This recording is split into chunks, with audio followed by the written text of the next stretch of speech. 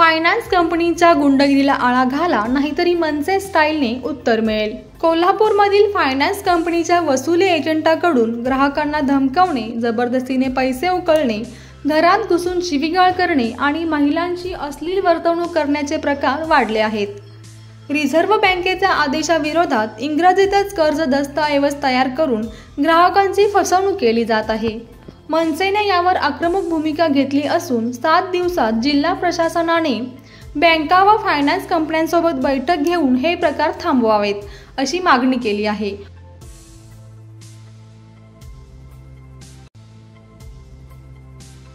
निर्माण समितीतर्फे आज आक्रमक आंदोलनाला प्रारंभ केलेला आहे।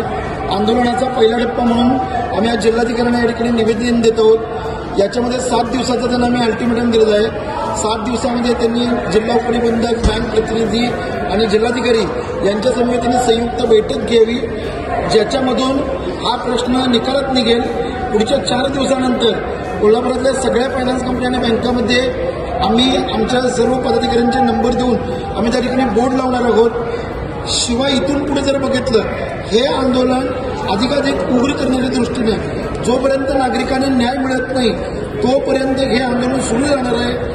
जर कोणत्याही नागरिकांना बँका फायनान्स कंपन्यांकडून त्रास होत असेल त्यांनी आमच्याशी संपर्क साधावा, आम्ही त्यांना न्याय मिळवून देऊ। अन्यथा मनसे स्टाईलने कारवाई करून धडा शिकवला जाईल असा ठणकावता इशारा देण्यात आला आहे।